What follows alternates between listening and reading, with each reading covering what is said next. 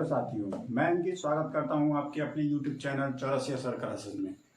साथियों, हम लोग पढ़ रहे थे जनरल साइंस। उसके अंतर्गत हमारा टॉपिक चल रहा था पोषक तत्व, आहार एवं पोषण। उसके अंतर्गत हम लोग पढ़ रहे थे पोषक तत्वों के बारे में। पोषक तत्व में हम लोगों ने कार्बोहाइड्रेट के बारे में पढ़ लिया, जो कि ऊर्जा देने वाला पोषक तत्व था। ठीक, अगर आपने वह वीडियो नहीं देखा है तो जाके प्लेलिस्ट से वह वीडियो देखिए। उसके बाद आज हम लोग ऊर्जा देने वाले पोषक तत्वों के अंतर्गत वसा के बारे में पढ़ेंगे। दोस्तों, क्लास स्टार्ट करने से पहले एक मोटिवेशन कोट हो जाए तो क्लास करने में जुनून आ जाता है। दोस्तों, मोटिवेशन कोट है, लश्कर कितने भी क्यों ना हो, लश्कर कितने भी क्यों ना हो, हम घुटने नहीं टेकेंगे। लश्कर कितने भी क्यों ना हो, हम घुटने नहीं टेकेंगे, क्योंकि हमारी रगों में खून नहीं जुनून दौड़ता है। क्योंकि हमारी रगों में खून नहीं जुनून दौड़ता है। तो दोस्तों, इस प्यारे से मोटिवेशन कोट के साथ हम लोग अपना क्लास प्रारंभ करते हैं। ठीक है, बात करते हैं वसा की। वसा, जैसा कि हमें पता है कि वसा ऊर्जा देने वाला क्या है, पोषक तत्व है। ठीक, तो वसा शरीर को ऊर्जा प्रदान करने वाला खाद्य पदार्थ है। वसा शरीर को ऊर्जा प्रदान करने वाला खाद्य पदार्थ है। ठीक, अब बात करते हैं वसा। वसा के अणु ग्लिसरॉल तथा वसा के संयोग से बने होते हैं। यानी कि जो वसा होता है वह ग्लिसरॉल और वसा के अम्ल जो होते हैं उनसे बना होता है। ठीक, अब बात करते हैं किससे बनता है। वसा प्लस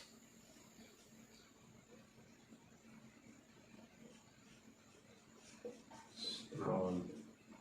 ठीक, तो इससे मिलकर बना होता है।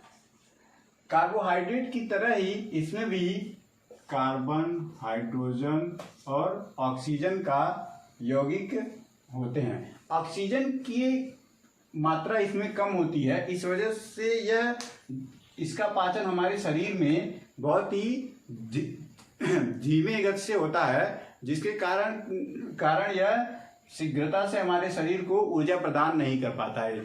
ठीक, और इसके एवज में देखा जाए कार्बोहाइड्रेट में भी कार्बन, हाइड्रोजन और ऑक्सीजन के ही यौगिक होते हैं, लेकिन इसमें जो रेशियो होता है वह 1:2:1 होता है, जिस वजह से वह हमारे शरीर में शीघ्रता से पाचन हो जाता है। और क्या होता है, वह इसीलिए उसको क्या बोलते हैं, एथलीट को तुरंत क्या दिया जाता है, क्वेश्चन पूछा हुआ था, एथलीट को तुरंत ऊर्जा प्रदान करने के लिए क्या दिया जाता है, तो कार्बोहाइड्रेट। लेकिन यहाँ पे उसके विपरीत है, यह हमारे शरीर में बहुत धीमे मात्रा में ऊर्जा प्रदान करता है और यह हमारे शरीर में जल्दी से पाचन भी इसका नहीं हो पाता है। ठीक, अगर पाचन नहीं होगा तो एटीपी का निर्माण नहीं होगा, और एटीपी का निर्माण जब धीरे से होगा तो ऊर्जा हमें धीरे मिलेगी। ठीक, अब बात करते हैं इसकी वसा की। वसा जो होता है वह जल में क्या होता है, पूर्णतः अघुलनशील होता है, लेकिन कार्बनिक घोलकों में ये घुलनशील होता है। कार्बनिक पदार्थ इसमें जैसे कि कार्बनिक पदार्थों जैसे ईथर,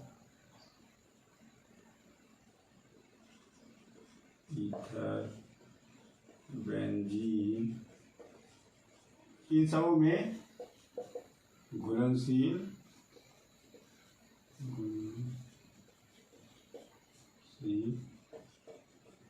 होता है। ठीक, अब बात करें इसमें वसा में जो होता है बी और सी विटामिन को छोड़कर जितने भी विटामिन हैं, जैसे ए, डी, ई, के, ये सभी विटामिन क्या होते हैं, वसा में घुलनशील होते हैं। वसा में घुलनशील विटामिन कौन कौन से हो जाएंगे? ए, बी, ई, के। ठीक, तो ये सब क्या होते हैं? वसा में घुलनशील होते हैं ऐसे विटामिन। अब बात करते हैं कि ये हमारे शरीर को कितनी ऊर्जा देती है। ये हमारे शरीर में लगभग 20 से ऊर्जा के 20 से 30% ऊर्जा जो होती है हमको हमारे शरीर को इससे मिलती है। अब बात करते हैं कि जो इसका परसेंटेज है, यानी कि 1 ग्राम वसा में हमें लगभग 9.1 किलो कैलोरी ऊर्जा मिलता है। तो हमारे शरीर में कितनी ऊर्जा पर, हमारे शरीर के जितनी ऊर्जा जरूरत होती है उसकी 20 से 30% ऊर्जा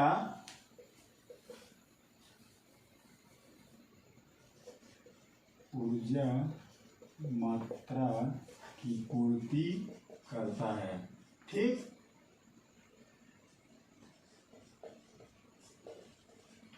और 1 ग्राम वसा में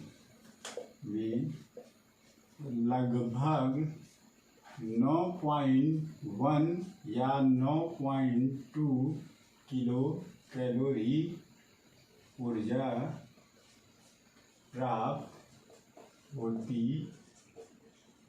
है। ठीक, अब बात करते हैं कि इसके स्रोत के बारे में बात कर लेते हैं कि ये हमको किन किन खाद्य पदार्थों में वसा की प्रचुर मात्रा मिलती है जो कि हमारे शरीर में जाकर ऊर्जा प्रदान करती है। तो स्रोत की बात करें तो स्रोत में क्या क्या हो जाएगा? घी, तेल, चर्बी, गाजर, टमाटर, ठीक, अंडा, मछली, दूध। ठीक, इन सबों में क्या होता है? वसा की प्रचुर मात्रा होती है, जिससे कि हमारे शरीर को वसा, इसके सेवन से, इन सब के सेवन से वसा हमारे शरीर में पहुंचता है। तो कौन कौन से पदार्थ हो गए? मछली,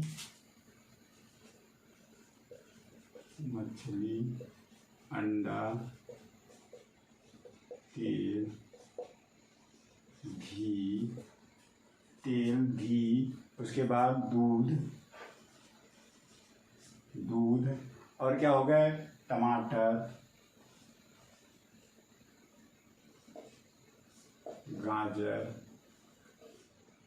तो इन सबों से हम लोगों को क्या मिलता है? वसा प्रचुर मात्रा में मिल जाता है। अब बात करते हैं, अगर वसा 20 डिग्री सेंटीग्रेड पर है, यानी कि 20 डिग्री सेंटीग्रेड के तापमान पे वसा है, तो वह सामान्यतः ठोस अवस्था में पाई जाती है। लेकिन अगर बात करें कि अगर यह 20 डिग्री सेंटीग्रेड पर या इससे ऊपर जाएंगे तो अगर वह ठोस अवस्था में नहीं है तो क्या होगा? वह तेल होगा। जो तेल होते हैं, सभी ऑयल होते हैं, वह क्या होते हैं? 20 डिग्री सेंटीग्रेड पे भी ठोस में ना होके द्रव अवस्था में होते हैं। ठीक, लिक्विड फॉर्म में होते हैं।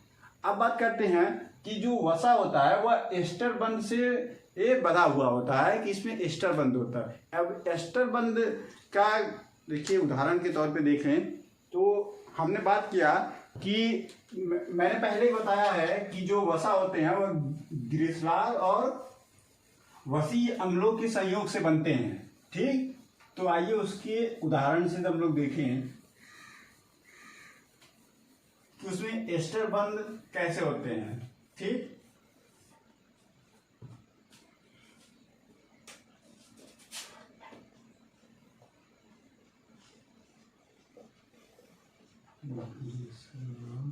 ग्लिसरॉल का CH2OH, उसके बाद CH2OH, CHOH और CH2OH।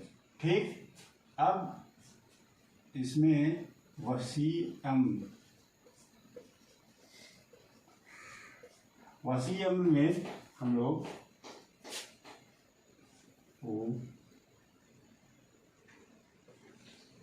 HOCR1, उसके बाद R2COH,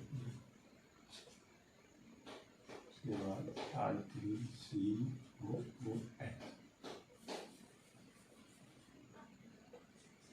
HOO। ठीक, यहाँ पे जो R1 है वह क्या है, एल्कीन या एल्काइन समूह को क्या किससे दर्शाते हैं, R से और यहाँ पे कार्बोक्सिलिक जो ग्रुप है उसको रखते हैं। ठीक, अब इसमें क्या होगा कि इसमें जो H है, ठीक,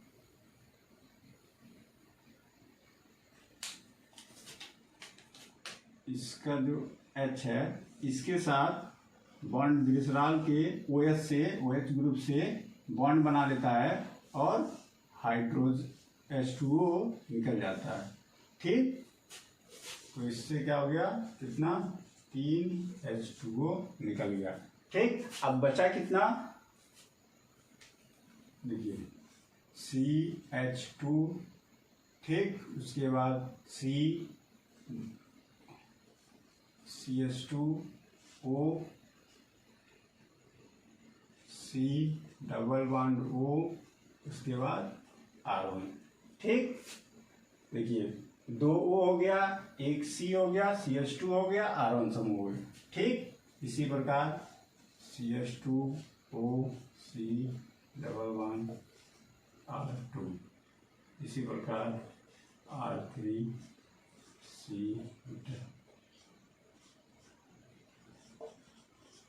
जो ये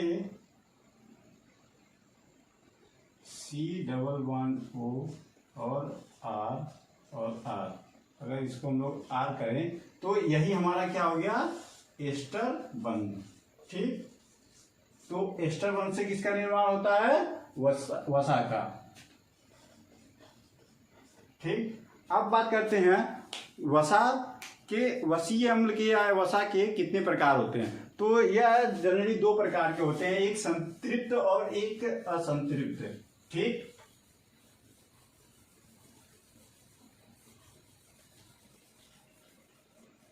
जो संतृप्त वसीय अम्ल होते हैं उसमें जो कार्बन के मध्य जो बॉन्ड होता है वह क्या होता है, एकल होता है। ठीक, एकल बंध से दोनों जुड़े होते हैं। इसमें पहला असंतृप्त और दूसरा हो गया संतृप्त। असंतृप्त वसीय अम्ल जो होते हैं इसमें कार्बन के परमाणुओं के मध्य द्विबंध यानी कि डबल बॉन्ड से जुड़े होते हैं। जो इसका कार्बन होता है वह क्या होता है, डबल बॉन्ड से जुड़ा होता है, यानी कि जो कार्बन और कार्बन के बीच बॉन्ड होगा वह डबल बॉन्ड होगा। ठीक, अब बात करते हैं इसके उदाहरण कौन कौन से हैं। उदाहरण में हम लोग वनस्पति तेल, नारियल का तेल, ठीक, और मछली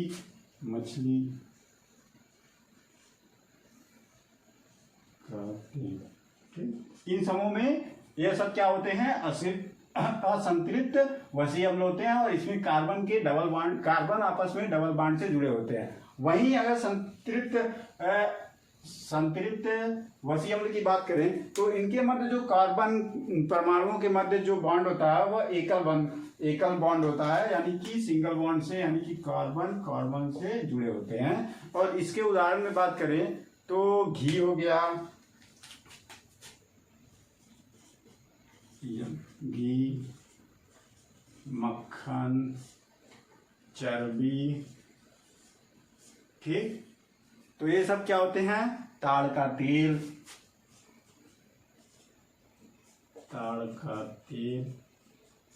ठीक, तो ये सब क्या होते हैं, संतृप्त वसीय अम्ल के उदाहरण हैं। ठीक, अब बात करते हैं कि वसा के कितने प्रकार होते हैं। ठीक, अब बात करेंगे हम लोग वसा के प्रकार के बारे में। तो वसा के जनरली 3 प्रकार होते हैं।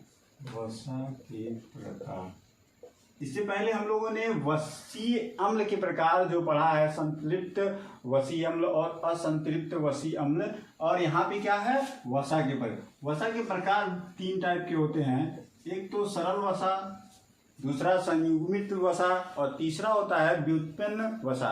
ठीक, तो पहला क्या हो गया, सरल वसा, दूसरा क्या हो गया,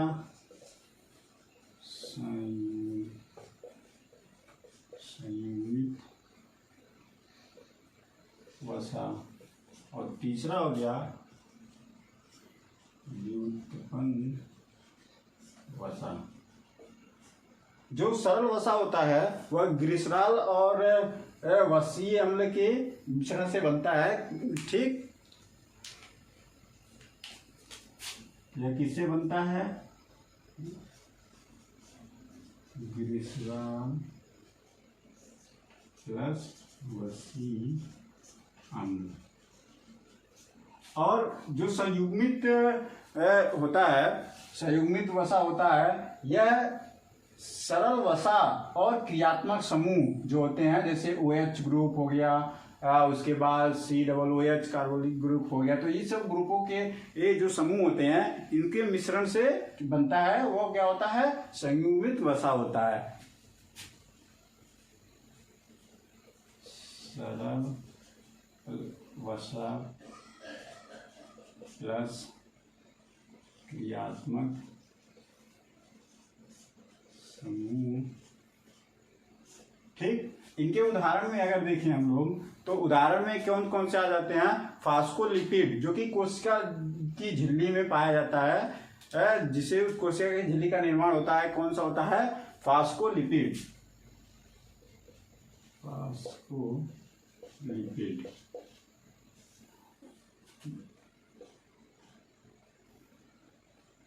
कोशिका झिल्ली का निर्माण इसी से होता है। दूसरा एग्जांपल की बात करें तो ग्लाइकोलिपिड होता है, ये भी क्या होता है, संयुग्मित वसा होता है।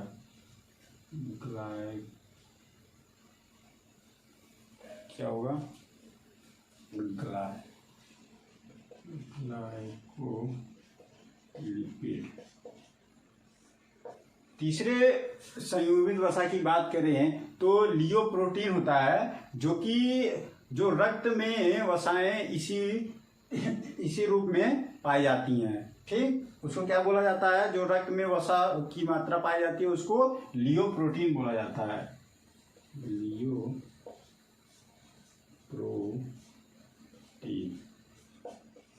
रक्त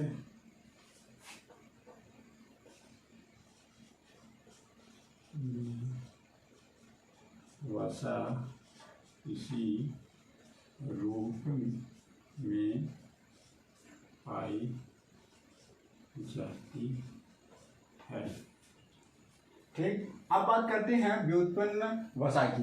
व्युत्पन्न वसा जो होता है वह सरल और संयुग्मित वसा के जब आपस में मिलाने पर ही बनता है। ठीक, जब इन दोनों का आपस में अपघटन होता है, सरल वसा और संयुग्मित वसा का, तो क्या बनता है, व्युत्पन्न वसा। यानी कि हम बोल सकते हैं सरल वसा प्लस संयुग्मित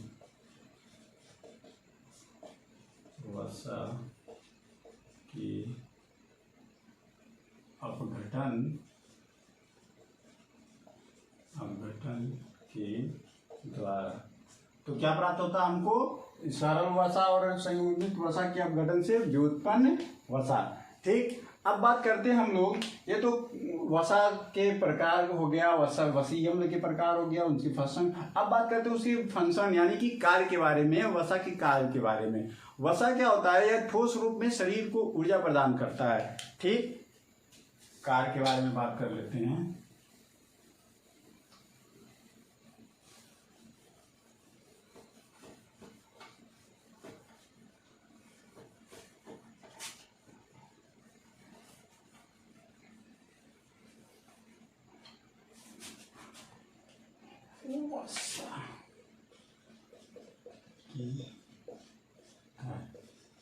तो ये क्या है, ठोस के रूप में शरीर को ऊर्जा प्रदान करते हैं। ठोस रूप में शरीर को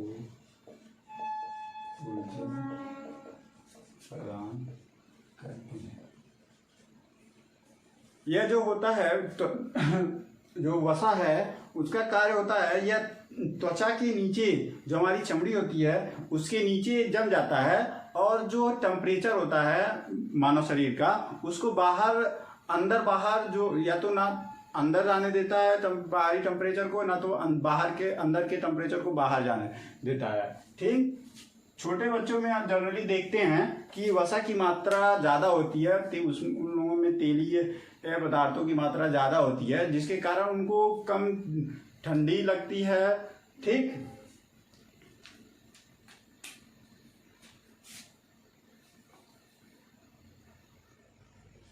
त्वचा के नीचे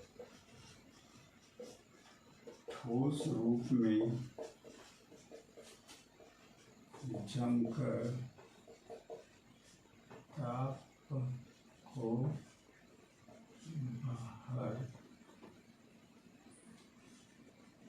बाहर नहीं निकलने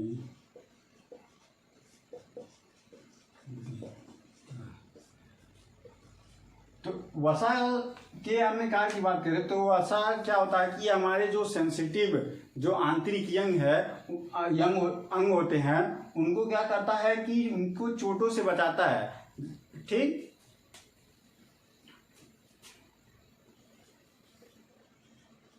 आंतरिक अंगों को चोटों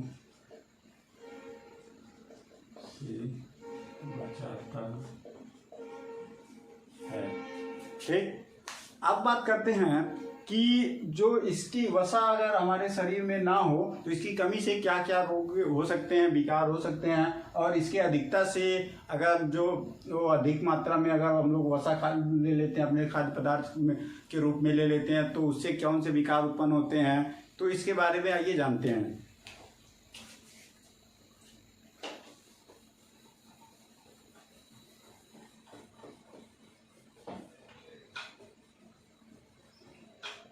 अगर कमी के अंतर्गत देखा जाए तो अगर इसकी कमी हो जाती है तो त्वचा जो होती है बहुत रूखी हो जाती है। कमी से उत्पन्न विकार, कमी से उत्पन्न विकार में त्वचा का रूखा हो जाना, त्वचा का रूखा हो जाना। ठीक, और इससे अगर वसा की कमी हो जाती है तो हमारे जो शरीर का वजन है वह भी घट जाता है, यानी कि शरीर के वजन में क्या आ जाता है, ह्रास हो जाता है। ठीक, और बात करते हैं अगर वसा की कमी होती है तो हमारे शरीर का जो विकास होता है वह भी अवरुद्ध हो जाता है, यानी कि उसमें भी बाधा उत्पन्न होने लगती है और सही से विकास नहीं हो पाता है।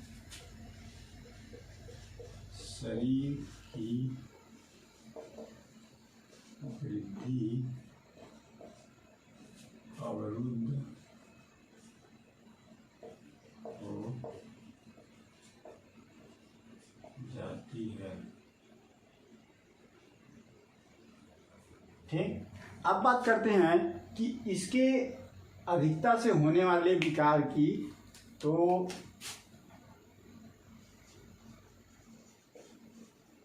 अधिकता से उत्पन्न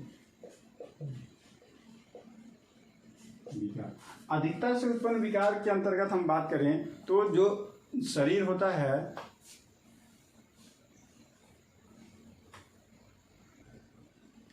अधिकता से उत्पन्न होने वाले विकार की बात करें, विकार की, तो यह जो शरीर होता है अगर यह शरीर में अधिक मात्रा में हो तो शरीर बहुत, जो शरीर की क्रिया होती है बहुत स्थूल हो जाती है, यानी कि बहुत धीमी हो जाती है। जैसे कि जो शारीरिक फंक्शन होते हैं वह अपनी जो उसकी तीव्रता होती है उस तीव्रता से नहीं हो पाती है। ठीक, शरीर स्थूल पड़ जाता है। ठीक, और अगर इसकी अधिकता हमारे शरीर में ज्यादा हो जा रही तो हृदय से संबंधित विकार भी, हृदय से संबंधित विकार उत्पन्न होने, जैसे इससे हार्ट अटैक वगैरह आने की ज़्यादा हो जाती है। और बात करें तो जो हमारा ब्लड प्रेशर होता है, यानी कि जो रक्तचाप होता है, वह भी उच्च हो जाता है। उच्च रक्तचाप का हो जाना। ठीक, आइए बात करते हैं कि इससे कौन कौन से क्वेश्चन बन सकते हैं। तो सबसे पहला हमारा क्वेश्चन होता है कि 1 ग्राम वसा में कितनी ऊर्जा मिलती है। तो 1 ग्राम वसा में कितनी ऊर्जा मिलती है, तो 9.1 किलो कैलोरी या 9.2 किलो कैलोरी होती है। और एक शब्द आता है कि अगर आप जाएंगे डॉक्टर के पास, अगर आपके शरीर में वसा की वृद्धि रहती है तो वो बोलता है कि कोलेस्ट्रॉल बढ़ जाता है। तो इससे भी क्वेश्चन पूछा गया है कि कोलेस्ट्रॉल शब्द किससे संबंधित है, तो किससे संबंधित है, वसा से। ठीक, अब एक क्वेश्चन पूछता है कि जो रक्त में वसा किस रूप में पाया जाता है, तो किस रूप में पाया जाता है, अभी मैंने बताया आपको, लियो प्रोटीन के रूप में पाया जाता है। ठीक, अब क्वेश्चन पूछता है कि वसीय अम्ल के कितने प्रकार होते हैं। वसीय अम्ल के कितने प्रकार होते हैं, 2 प्रकार होते हैं। पहला प्रकार कौन सा होता है, संतृप्त, और दूसरा होता है असंतृप्त। और इसके बाद क्वेश्चन पूछता है कि सरल वसा किससे मिलकर बना होता है, तो यह वसीय अम्ल और ग्लिसरॉल से मिलकर बना होता है। क्वेश्चन है एक आया हुआ कि साबुन ग्लिसरॉल है तो यह इसमें वसीय अम्ल में ग्लिसरॉल होता है, जिसके कारण से यह चिकना भी होता है। ठीक, तो दोस्तों यह सब संभावित क्वेश्चन है जो कि बन सकते हैं आने वाले ग्रुप डी एग्जाम में, और पिछले एग्जाम में बने भी हैं जो 2018 में हुआ था, इनसे क्वेश्चन पूछा था।